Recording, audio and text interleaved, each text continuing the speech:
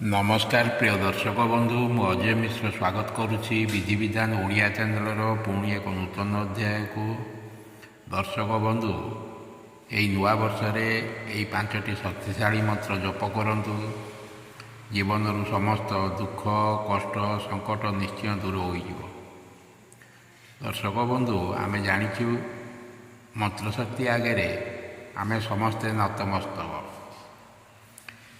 ସେ ଯେତେ ବଡ଼ ବିତ୍ତଶାଳୀ, ଶକ୍ତିଶାଳୀ ବା ପ୍ରତିପ୍ରତି ବ୍ୟକ୍ତିତ୍ୱ ହୋଇଥାନ୍ତୁ ନା କାହିଁକି, ସମସ୍ତେ ଦୈବୀ ବଳ ଆଗରେ ହାର ମାନିଥାନ୍ତି।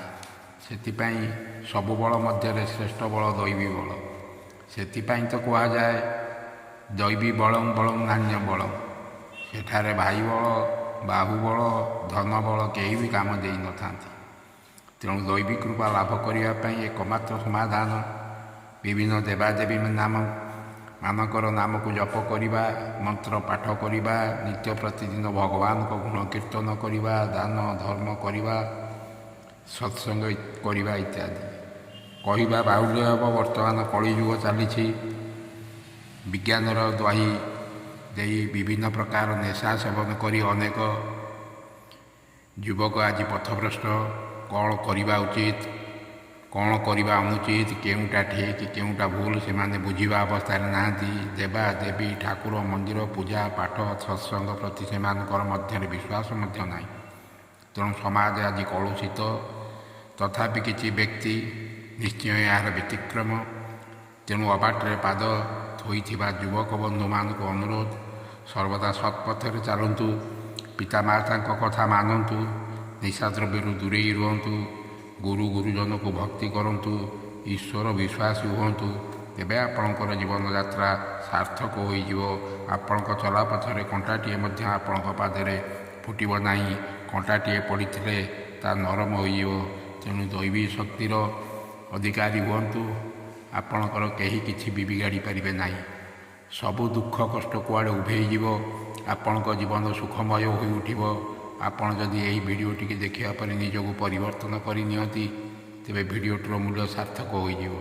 ନିଜକୁ ବଦଳାଇ ଦେଲେ ଏ ସମାଜ ବଦଳିଯିବ। ତେଣୁ ଆଜି ଜାଣିବା କେତେକ ଦେବାଦେବୀଙ୍କ ଶକ୍ତିଶାଳୀ ମନ୍ତ୍ର, ଯେଉଁ ମନ୍ତ୍ରର ପ୍ରୟୋଗରେ ଆପଣଙ୍କ ଜୀବନ ସାର୍ଥକ ହୋଇଯିବ। ପ୍ରଥମେ ଜାଣିବା ପ୍ରଚୁର ଧନ ସମ୍ପଦର ଅଧିକାରୀ ହେବା ପାଇଁ ଏ ବର୍ଷ ରାହୁ ଗ୍ରହର ଉପାସନା କରନ୍ତୁ। ଗୋଟିଏ ଷ୍ଟିଲ୍ ନିର୍ମିତ ମୁଦି ଧାରଣ କରନ୍ତୁ। ତା ସହିତ ପ୍ରତିଦିନ ସନ୍ଧ୍ୟା ସମୟରେ ଓଂ ରାଂ ରାହବେ ନମଃ, ଓଂ ରାଂ ରାହବେ ନମଃ ଏହି ମନ୍ତ୍ରକୁ ଜପ କରନ୍ତୁ। ନିୟମିତ କୁକୁରକୁ ରୁଟି, ପାଉଁରୁଟି, ବିସ୍କୁଟ ଖାଇବା ପାଇଁ ଦିଅନ୍ତୁ। ଦ୍ୱିତୀୟରେ ଆସନ୍ତୁ ଜାଣିବା ନିରୋଗ ସ୍ୱାସ୍ଥ୍ୟ ସୁନ୍ଦର ଚେହେରା ପାଇବା ପାଇଁ ପ୍ରତିଦିନ ସୂର୍ଯ୍ୟ ଉପାସନା କରନ୍ତୁ। ଗାଧୋଇବା ସମୟରେ ସୂର୍ଯ୍ୟଦେବଙ୍କୁ ଜଳ ଅର୍ପଣ କରନ୍ତୁ। ଅଭ୍ୟାସ କରି ପ୍ରତିଦିନ ହନୁମାନ ଚାଳିଶା ପାଠ କରନ୍ତୁ। ଯେତେବେଳେ ସମୟ ପାଉଛନ୍ତି ଓಂ ନମଃ ଶିବାୟ ଉଚ୍ଚାରଣ କରନ୍ତୁ। ଖାଦ୍ୟ ଖାଇବାରେ ସଂଯମତା ରଖନ୍ତୁ। ତୃତୀୟରେ ଆସନ୍ତୁ ଜାଣିବା ମାଲି ମକଦ୍ଦମା ବାଦ ବିବାଦର ମୁକ୍ତି ନିମନ୍ତେ ଭୈରବ ଦେବଙ୍କୁ ଉପାସନା କରନ୍ତୁ। ପ୍ରତି ରବିବାର ଦିନ ଭୈରବଙ୍କ ମନ୍ଦିରକୁ ଯାଇ ସେଠାରେ ନଡ଼ିଆ ବା ଧଳା ମିଠାଇ ଭୋଗ କରନ୍ତୁ। ପ୍ରତିଦିନ ସନ୍ଧ୍ୟାରେ ଭୈରବ ଦେବଙ୍କ ମନ୍ତ୍ର ଜପ କରନ୍ତୁ। ଓଂ ଭଂ ଭୈରବାୟ ଅନିଷ୍ଟ ନିବାରଣାୟ ସ୍ୱାହା, ଓଂ ଭଂ ଭୈରବାୟ ଅନିଷ୍ଟ ନିବାରଣାୟ ସ୍ୱାହା ଏହି ମନ୍ତ୍ରକୁ ପ୍ରତିଦିନ ସନ୍ଧ୍ୟାରେ ଜପ କରନ୍ତୁ। ଚତୁର୍ଥରେ ଆସନ୍ତୁ ଜାଣିବା ଆପଣ ଯେଉଁ ବୃତ୍ତିରେ ଅଛନ୍ତି, ବାରମ୍ବାର ଲୋକଙ୍କ ଠାରୁ ଧୋକା ଖାଉଛନ୍ତି, ସେଥିରୁ ମୁକ୍ତି ପାଇବା ପାଇଁ ସୂର୍ଯ୍ୟଦେବଙ୍କୁ ପ୍ରତିଦିନ ଜଳ ଅର୍ପଣ କରିବେ। ନିଜର ଆଙ୍ଗୁଳିରେ ପନ୍ନା ଧାରଣ କରିବେ। ସକାଳେ ଗାୟତ୍ରୀ ମନ୍ତ୍ର ଅତି କମରେ 21 ଥର ଜପ କରନ୍ତୁ।